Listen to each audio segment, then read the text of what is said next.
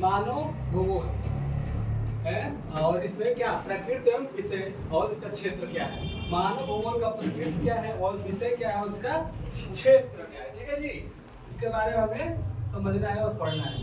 तो अगर बात किया जाए मानव भूगोल का, तो इसके अंदर हमें क्या पढ़ना होगा जी, पर्यावरण, ठीक है, मानव, ठीक है जी, परिसंचरण,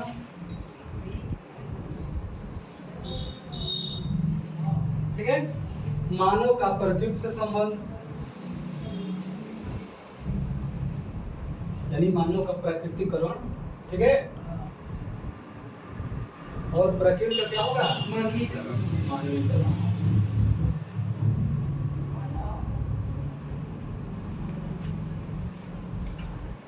फिर कौन कौन से वैज्ञानिक हैं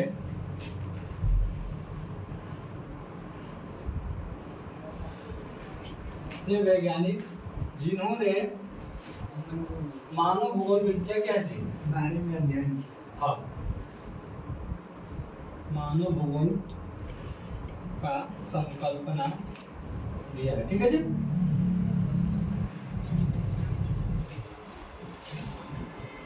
तो अगर बात किया जाए पर्यावरण, क्या है जी, पहला पर्यावरण। तो जो हमारे आस पास यानी चारों क्या है जी, जहां भी हम खड़े हो या बैठे हो कहीं भी हो, तो हम यहाँ पे मान लो यहाँ पे खड़ा है, तो मेरे आस पास जो भी दिखाई देगा क्या कहलाएगा, पर्यावरण। चाहे पेड़ पौधे हो, पशु पक्षी हो, नदियां हो, पठार हो, मनुष्य हो, कोई भी हो, वो क्या कहलाएगा, पर्यावरण। ठीक है, अब ये है अगला मानव। ठीक है जी, तो मानव का क्या है, प्रकृति से क्या संबंध है। तो मानव और प्रकृति क्या रहते हैं, एक दूसरे पे क्या रहते हैं, निर्भर रहते हैं। मानव और प्रकृति क्या है, एक दूसरे पे निर्भर। ठीक है, अब कैसे निर्भर रहेंगे कौन बताएगा, हाँ बताओ। पर्यावरण नहीं रहेगा तो मानव नहीं रहेगा, मानव नहीं रहेंगे तो पर्यावरण। जैसे पर्यावरण ऑक्सीजन देता है मानव को और मानव कार्बन डाइऑक्साइड पेड़ पौधों को देता है। हाँ देखो, एक दूसरे पे डिपेंड रहना है, यानी निर्भर रहने का मतलब है कि अगर एक लोग नहीं रहेगा तो क्या हो जाएगा, दूसरा लोग ऑटोमेटिक खत्म हो जाएगा। ठीक है, तो देखो अब इसको कैसे समझेंगे। जैसे जो पेड़ पौधे हैं हमें क्या करते हैं जी, ऑक्सीजन देते हैं। तो ऑक्सीजन की जरूरत किसे है, हम लोगों को, यानी मानव को है। ठीक है, और जो पौधे हैं उनको क्या चाहिए हमसे, कार्बन डाइऑक्साइड यानी CO2 जिसको हम लोग बोलते हैं। तो समझ में आ रहा है डिपेंडेंसी। यस सर, यानी कि अगर एक ना रहे तो दूसरा नहीं रहेगा। नहीं रह पाएगा। ठीक है, समझ में आइए पर्यावरण मानव। यस। ठीक है, और एक और भी इसमें पूछता है कि पर्यावरण क्या है और मानव क्या है। तो ऐसे तो मान लो बोला जाएगा कंफ्यूजन रहेगा, लेकिन अगर भूगोल की दृष्टि से पूछा जाए तो पर्यावरण क्या है जी, परिवर्तनशील है। क्या है, परिवर्तनशील है। और मानव क्या है, क्रियाशील। अब देखो इसको कैसे समझोगे, परिवर्तनशील कैसे पर्यावरण है। ठीक, अभी क्या चल रहा है, गर्मी का मौसम चल रहा है। इससे पहले क्या था, ठंडी था ना। तो मौसम का चेंज हुआ, कोई नहीं हुआ। फिर इसके बाद क्या जाएगा, बरसात जाएगा। फिर ऐसे ही चेंज होता रहेगा। तो देख रहे हो ना, जो पर्यावरण है क्या होता जा रहा है, परिवर्तन, हमेशा परिवर्तन हो रहा है। मानव कैसा है जी, क्रियाशील है। आज कुछ और काम कर रहा है, शाम में कुछ और करेगा, कल कुछ और करेगा, परसों कुछ और करेगा। हमेशा कुछ ना कुछ क्या करता रहेगा यानी। तो ये क्या कहलाएगा, क्रियाशील। और ये क्या कहलाएगा, परिवर्तनशील। ठीक है, और मानव का क्या बोल रहे जी, प्रकृतिकरण। मानव का प्रकृतिकरण कब हो जाएगा, इसको पता है कि नहीं पता है, मेरे को पता है। बताओ। जब प्रकृति मानव पे पूर्ण रूप से नियंत्रण कर लेता है, प्रकृति मानव पे जब पूर्ण रूप से नियंत्रित कर लेता है, उस चेंजिंग को मानव का प्रकृतिकरण कहते हैं। हाँ देखो, इतना ज्यादा नहीं सोचना है, बस एक कंसेप्ट को समझना है कि कौन किस पे हावी हो रहा है। उसको प्रोजेक्ट कर रहे हैं। जैसे मानव का क्या है जी, प्रकृतिकरण। मानव का क्या है, तो इसमें जो प्रकृति क्या हो जाएगा, मानव पे पूरी तरह से हावी हो, मानव पे क्या हो जाएगा, पूरी तरह से हावी का मतलब कि पूरा कंट्रोल किसके हाथ में आ जाएगा, प्रकृति के हाथ में, प्रकृति के हाथ में। ठीक है, तो ये क्या क्या कहलाएगा जी, मानव का प्रकृति का। ठीक इसका विपरीत यानी उल्टा। हाँ, इसमें मानव क्या कर लेगा, मानव क्या कर लेगा, प्रकृति मानव प्रकृति पे क्या कर लेगा जी, नियंत्रण यानी कंट्रोल जो कर लेगा, ये कंट्रोल कर लेगा कौन, मानव। तो ये क्या कहलाएगा, प्रकृति का मानव। अब कौन कौन से वैज्ञानिक, तो 4 गो वैज्ञानिक थे, कौन थे जी, 4 वैज्ञानिक है जिन्होंने क्या क्या है, मानव भूगोल का संकल्पना दिया है। ठीक है, यहाँ तक तो समझ में है जी। यस यस तो तुमको जी मैं अब आगे चलते हैं। इसमें एक और चीजें हैं, जिसे रुको और जाओ, क्या है जी, रुको और जाओ। तो रुको और जाओ की नीति को क्या कहा गया है, नवनिश्चयवादी। नवनिश्चयवादी। किसने बोला है, रुको और जाओ। नहीं, ग्रिफिथ टेलर ने ग्रिफिथ अच्छा। टेलर ने बोला है। वो वैज्ञानिक का नाम पूछा जा रहा है ना, वो नवनिश्चयवाद से क्या बोला गया है, रुको और जाओ, ये ग्रिफिथ टेलर ने बोला था। ठीक है, तो 4 गो वैज्ञानिक थे, कितने वैज्ञानिक, 4 गो भूगोल के वैज्ञानिक हैं, जिसको भूगोल वेत्ता बोलते हैं। क्या बोलते हैं जी, भूगोल वेत्ता यानी भूगोल वैज्ञानिक। ठीक है, तो 4 कौन कौन से थे, फ्रेडरिक रेटजेल, पहले थे रेटजेल, ठीक है, दूसरा था एलन सी सैम्पल, सी सैम्पल, ठीक है, तीसरा कौन था, पाल लाब्लास, पाल क्या है, पाल विडाल डी लाब्लास। हाँ ये जरूरी नहीं है उतना, बस लास्ट पे याद रखना, पाल विडाल डी लाब्लास। ठीक है, 3 हो गए। और चौथे कौन थे, W.M. डेविस। इन तीनों ने, सॉरी 4 ने क्या किया है, मानव भूगोल के बारे में अपने अपना क्या क्या है जी, मतलब बातें बताई है, या फिर बोल सकते हो परिभाषा दिया है। ठीक है, तो अगर रेटजेल की बात किया जाए, किसकी बात किया जाए जी, फ्रेडरिक रेटजेल इनका पूरा नाम है। ठीक है, तो रेटजेल की बात किया जाए तो रेटजेल ने क्या बोला है, मानव और पर्यावरण के बीच के संबंध को मानव भूगोल कहते हैं। हाँ, अब देखो अगर समझना हो उसको और इजीली, तो ये क्या हो गया हमारा, पृथ्वी हो गया। तो इस पृथ्वी में कौन रहता है, मानव रहता है ना, और प्रकृति भी रहती है। ठीक है, तो इन्होंने क्या बोला है रेटजेल ने, इस पृथ्वी पर रहने वाले मानव और पर्यावरण के बीच के जो संबंध बनेगा वही क्या कहलाएगा, मानव भूगोल कहलाएगा। ये किसने बोला है, फ्रेडरिक रेटजेल। यानी कि मानव और पर्यावरण के बीच जो संबंध बनेगा वो क्या कहलाएगा, मानव भूगोल कहलाएगा ना, मानव भूगोल कहलाएगा। ठीक है, फ्रेडरिक रेटजेल ने तो बोला है इस चीज को। ठीक है जी, एलन सी सैंपल ने क्या कहा है, मानव क्रियाशील है और मानव क्रियाशील है और पृथ्वी अस्थिर है। इन दोनों के बीच का संबंध मानव भूगोल कहलाएगा। ये एलन सी सैंपल है। हाँ, देखो एलन सी सैंपल ने क्या कहा है, ये हमारी जो पृथ्वी क्या है जी, हमेशा बच कर रही है ना, बच कर रही है ना, यानी स्थिर नहीं है, अस्थिर है।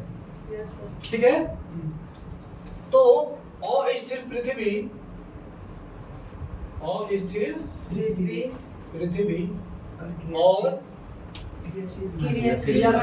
मानव कैसा है, अभी पढ़े कैसा थे, क्रियाशील। तो अस्थिर पृथ्वी और क्रियाशील मानव के बीच जो संबंध स्थापित होगा या जो संबंध बनेगा वो क्या कहलाएगा, मानव भूगोल। किसने बोला है, एलन सी सैंपल। अब है पाल डी ब्लास। ठीक है जी। तो पाल डी प्लस ने क्या बोला है, मैं बता- बताओ अगर पता है तो क्या बोला है जी पाल डी प्लस ने, क्या है बताओ। कि बोले हैं कि मानव और पर्यावरण चलो देखो देखो क्या बोले हैं, पाल डी प्लस ने क्या बोला है, इस बात को फिर से यहाँ पे ध्यान से पृथ्वी। ये हमारी पृथ्वी है जी, क्या कर रही है, गति कर रही है अस्थिर अवस्था में। तो ये बोल रहे हैं ना कि जो पृथ्वी गति कर रही है, इसको रोकने के लिए जो भी हम संसाधन का प्रयोग कर रहे हैं उनके बीच में जो संबंध बनेगा वही क्या कहलाएगा, मानव भूगोल कहलाएगा। यानी अगर इसका परिभाषा की बात किया जाए तो अस्थिर पृथ्वी को स्थिर अस्थिर पृथ्वी को स्थिर करने के लिए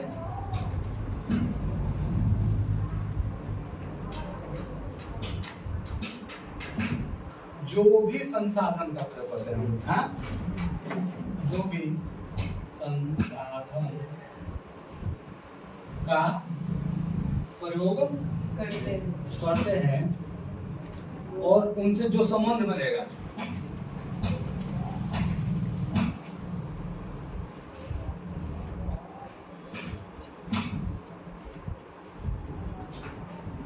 वही क्या कहलाएगा, मानव भूगोल का। ठीक है, याद आया कुछ, हाँ हाँ सर आगे ना, अब तो कंफ्यूजन नहीं होगा ना। अब लास्ट है WM डेविस, इन्होंने क्या बोला है, मानव और पर्यावरण और संसाधन तीनों के बीच संबंध बनेगा, उसी को मानव भूगोल कहेंगे। थोड़ा सा गड़बड़ हो रहा है, देखो ध्यान से समझो। WM डेविस ने क्या बोला है कि मानव, ठीक है जी, जैसे खिचड़ी में क्या करते हैं हम लोग, सबको मिला देते हैं ना जी, यस सर, दाल चावल को मिला देंगे तो खिचड़ी बन जाएगी। पक जाएगा ना। यस सर, तो ठीक वैसे ही अगर हम तीनों को मिला दें, कौन तीनों को, मानव, पर्यावरण, संसाधन, ठीक है। यस तो अगर तीनों को मिला देंगे तो क्या हो जाएगा, खिचड़ी नहीं पकेगा, क्या बन जाएगा, मानव भूगोल बनेगा। ठीक है, यस तो देखो मानव, ठीक है जी, यस पर्यावरण और कौन है, संसाधन और संसाधन, तीनों के क्या करना है जी, योग करने पे, योग यानी मिला देने पे जो भी परिणाम आएगा, वो मानव भूगोल।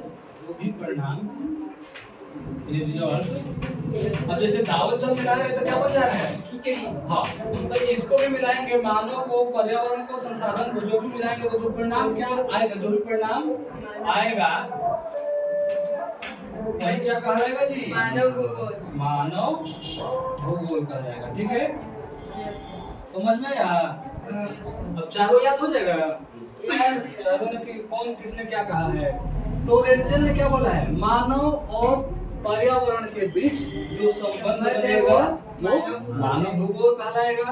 एवन सिंपल ने क्या बोला है, और पृथ्वी है और मानव क्रियाशील है, दोनों के बीच में जो संबंध स्थापित होगा वो क्या कहलाएगा, मानव भूगोल।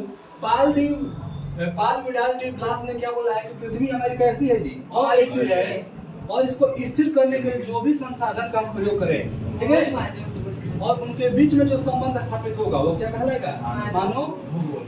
और WM डेविस ने क्या कहा कि तीनों को मिला दीजिए, यानी मानव, पर्यावरण और संसाधन, इन तीनों को मिलाने के बाद जो भी परिणाम आएगा वो क्या कहलाएगा, मानव भूगोल कहलाएगा। ठीक है, यस यहाँ तक क्लियर हो गया। यस हाँ? अच्छा, पर्यावरण के क्षेत्र कौन कौन से हैं, कौन बताएगा, पर्यावरण के क्षेत्र कितने हैं, 3 पर्यावरण का क्षेत्र 3 है। 3, कौन कौन से, स्थल मंडल, वायुमंडल और जलमंडल। हाँ, स्थल मंडल, वायुमंडल, जलमंडल। दूसरा क्या होगा, वायुमंडल, वायु मंडल और जल। जलमंडल। जल होगा ना। यस सर, अगर इन तीनों को मिक्स कर देंगे तो क्या बन जाएगा, जयुमंडल। जय जय हवा, जय मंडल। ठीक है, यस सर, यहाँ तक क्लियर हो गया जी, यस सर। समझ में आ रहा है यहाँ तक। कोई ऐसा चीज जो न समझ में आया हो बोलो। नहीं नहीं समझ में आ गया। इसमें तो पहले चैप्टर के क्वेश्चन में नहीं था। चलो यहाँ तो क्लियर हो गया ना। अब इसके क्या पढ़ेंगे हम लोग? क्षेत्र। क्या पढ़ेंगे जी? क्षेत्र। कौन कौन से क्षेत्र है मानव भूगोल में?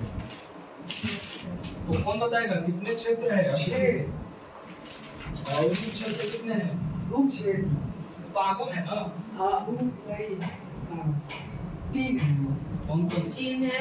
व्यवहारवादी विचारधाराएं। वो 1970 नहीं में तुम कहाँ से ले गए? वो 1970 की घटना थी, ठीक है, जो तुम बता रहे हो चीन को।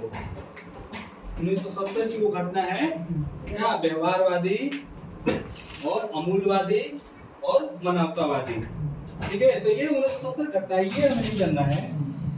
उप क्षेत्र हाँ 6 उप क्षेत्र है। हाँ, ये कितना है? 6। कौन कौन से होगा 6 उप क्षेत्र? बताओ। सामाजिक भूगोल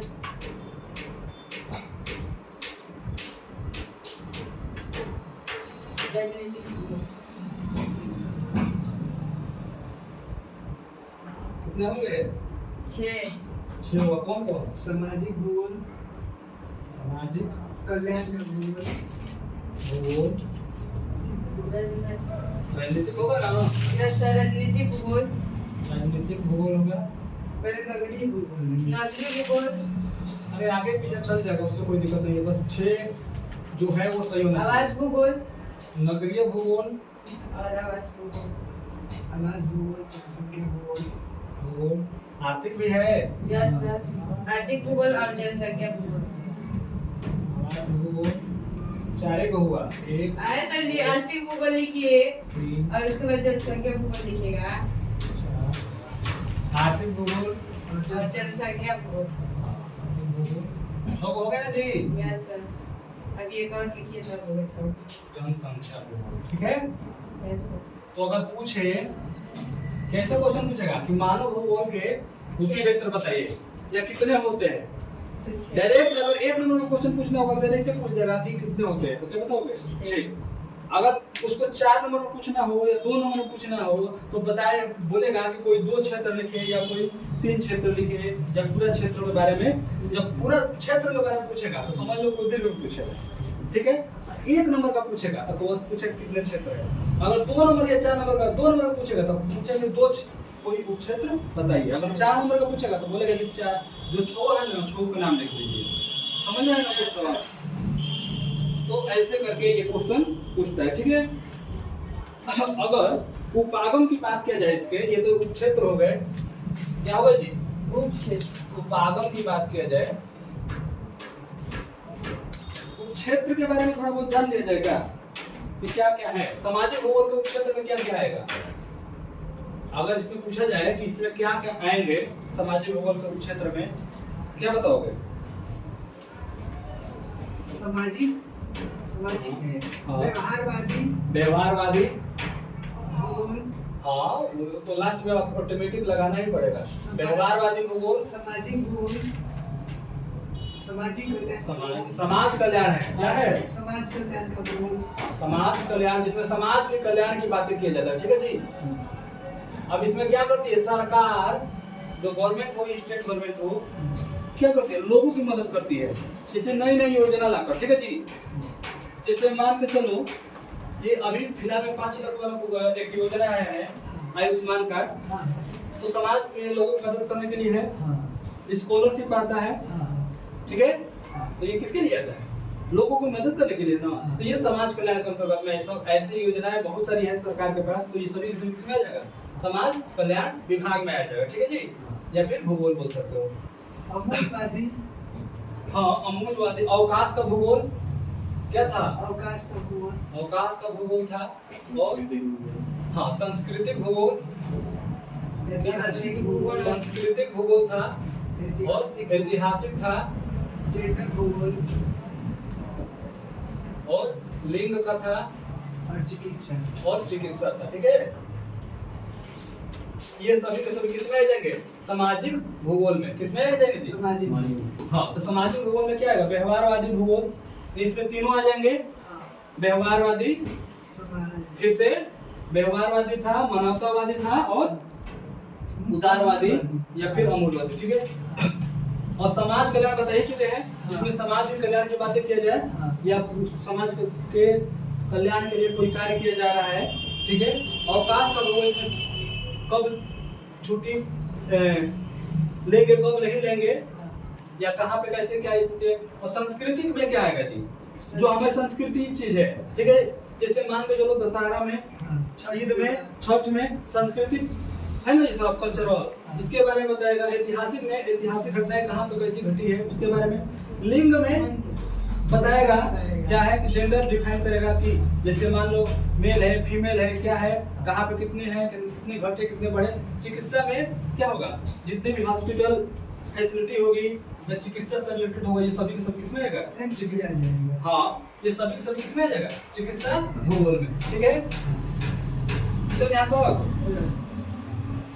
अब है राजनीतिक भूगोल, क्या है जी, राजनीतिक तो राजनीतिक भूगोल में जो आएगा निर्वाचन और सैन्य, और निर्वाचन आएगा और सैन्य आएगा। तो निर्वाचन का कार्य क्या है जी, निर्वाचन का काम, हाँ। मतलब निर्वाचन मतलब मतलब जो इलेक्शन कमीशन है ना, भारत में इलेक्शन कमीशन जो अनुच्छेद कितने में आता है, निर्वाचन, हाँ बड़ा अनुच्छेद, हाँ।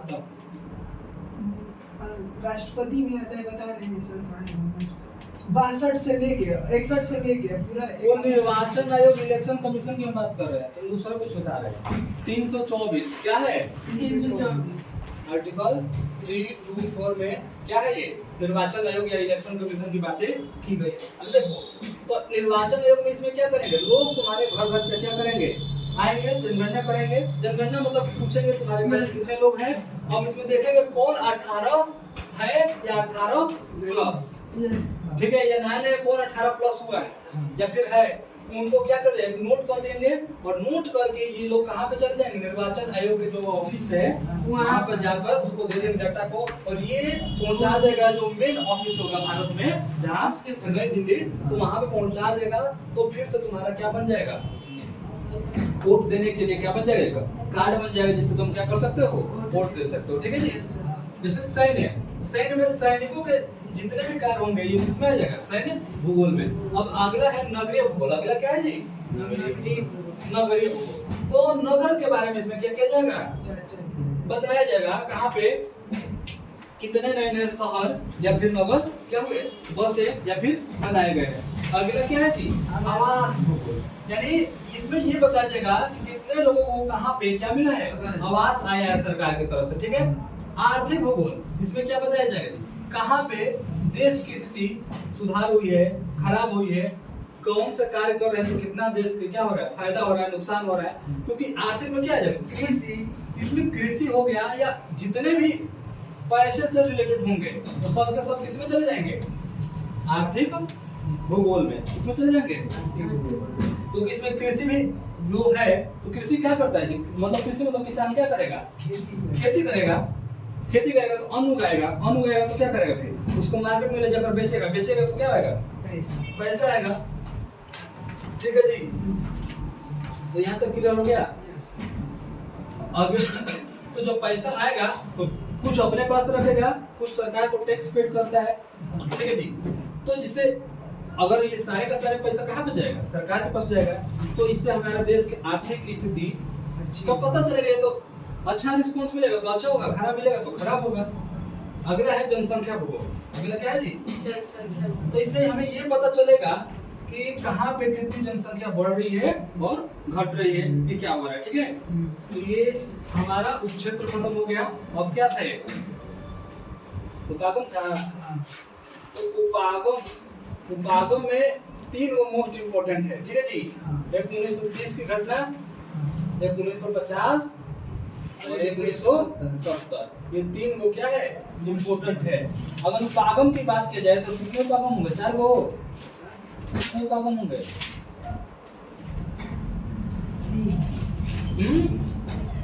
3 गो तो मोस्ट इम्पोर्टेंट है।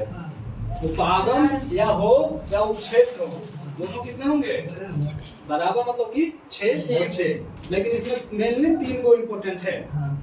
तो एक 1930 की घटना है, क्या है जी 1930। इसमें क्षेत्र विभेदन क्या हुआ जी क्षेत्रीय विभेदन।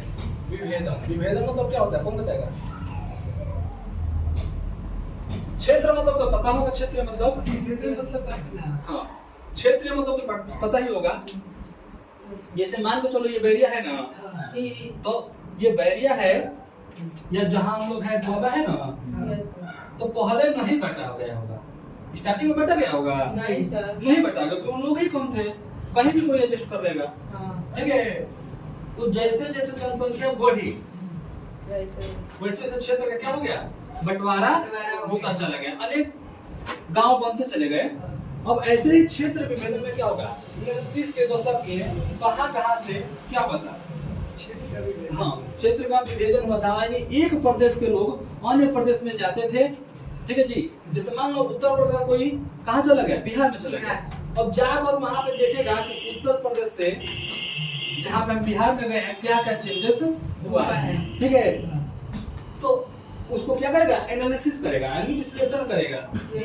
हम अगर यहाँ पे थे तो ऐसा था अगर कहीं और जा रहे हैं तो वहाँ पे कैसा है ठीक है तो ये 1930 की घटना थी 1950 में क्या हुआ था स्थानीय संगठन। हाँ स्थानीय संगठन था कि हाँ स्थानीय संगठन था यस सर। और कंप्यूटर का उस टाइम पे क्या हो गया था खोज हुआ। खोज नहीं खोज तो कब का होगा मतलब भारत में क्या हो रहा है कंप्यूटर जो चीजें थी स्टार्ट होना हो गया था ये बोल रहा है वो तो बहुत पहले था तो अब आज 1970 तो 1970 में 3 गो विचारधारा आया था कितना विचारधारा आया था जी। 3 गो विचारधारा आया था ये इम्पोर्टेंट है 1970 वाला ठीक है तो 3 गो विचारधारा कौन आया था व्यवहारवादी। व्यवहारवादी विचारधारा। एक व्यवहारवादी था दूसरा क्या था अमूलवादी व्यवहार। और मानव अमूलवादी और मानवतावादी मानवतावादी। इसी को अमूलवादी को क्या बोलते हैं इसी को उदारवादी बोलते हैं जी विचार बोलो हाँ या ना यस। मैं ना सोच रहा हूँ ठीक है तो ये 3 को हो गया जी अब तुम्हारा लगभग पहले चैप्टर में मैक्सिमम चीजें हो गया है अब इसमें एक परिसंचरण छूट गया है हम लोग को परिसंचरण। ठीक है परिसंचरण या ध्वनि। हाँ परिसंचरण या ध्वनि जिसको बोलते हैं हाँ। तो परिसंचरण क्या होता है जी परिसंचरण क्या होगा जो हमेशा चलता रहता है। जो क्या हो कंटिन्यूअस हो यानी रुके ना चलता रहे ठीक है जी? जैसे हम लोग का शरीर में क्या है नस है ना वो चलते नस के अंदर क्या है खून खून यानी ब्लड रुक जाएगा तो कहानी खत्म लेकिन हमेशा ये जब तक चलेगा तब तक क्या करेंगे जी हम लोग जीवित रहेंगे चलते रहेंगे यस सर। तो परिसंचरण में भी वैसा ही होगा कि जो हमारे देश की आर्थिक स्थिति है जहाँ से हमें पैसा प्राप्त हो रहा है वो क्या हो हमेशा चलता रहना चाहिए जिस दिन रुक गया उस दिन कहानी खत्म। खत्म तो हमारे देश की आर्थिक स्थिति कैसे चलती है जी सड़कें। क्या क्या क्या क्या ध्वनियां हैं देश की सड़कें और सड़कें हैं रेल मार्ग। हाँ सड़कें हैं रेल मार्ग है वायुमंडल। और वायु मार्ग है और जल ठीक है? मार्ग। जल मार्ग है। जल मार्ग। अरे जल मार्ग भी बोल दो सकते हो वायु मार्ग तो पहले इधर वायु मार्ग इसलिए तुम्हारे बुक में नहीं दिया है ना नहीं। क्यों नहीं दिया है इसका रीजन को बता सकता है नहीं। नहीं बता सकते हो तो आप समझो वायु मार्ग अभी हाल फिलहाल के मतलब 1.5-2 साल की पहले की घटना है खोजना लेकिन जल और मार्ग क्या है ये सिंधु घाटी सभ्यता से ही चला आ रहा है चीज समझ में आ रहा है ना अभी रेल मार्ग भी नहीं था सड़क मार्ग भी नहीं था तो उससे पहले लेकिन जल मार्ग हाँ समझ में है क्यों जल मार्ग दिया है यस सर। तो अब देखो अब सड़कें का काम क्या है जी अब समझना है देश का कैसा आर्थिक इसमें सुधार हो रहा है सड़क पे क्या होगा बढ़िया जब सड़क रहेगा तो कोई मान को चलो यहाँ से कोई सामान को दिल्ली भेजना है क्या करना है दिल्ली भेजना है तो यहाँ से जब दिल्ली भेजोगे यहाँ से मान के चलो बैरिया से दिल्ली भेज रहे हैं हम कोई सामान तो यहाँ की अगर सड़कें अच्छी होगी यानी उस पे गड्ढे ना हो और एक साइड से केवल जाने वाला हो एक साइड से केवल आने वाला हो तो वो सामान को हम क्या कर सकते हैं जल्दी ही यहाँ से वहाँ पहुँचा सकते हैं तो जब पहुँचाएंगे तो जब सड़कें सरकार बना रही है करोड़ों रुपया खर्च करती है, किस लिए खर्च करती है जी? टैक्स टैक्स करोड़ों गाड़ियां चलती है, बहुत सारी गाड़ियां चलती है। Yes sir. तो जब गाड़ियां चलेगी तो सरकार क्या लेता है जी लोगों टैक्स। से? टैक्स लेगा ना, टैक्स। Yes sir. तो जब टैक्स लेगा तो पैसा किसके पास चला गया? सरकार। यानी गवर्नमेंट के पास चला गया, ठीक है।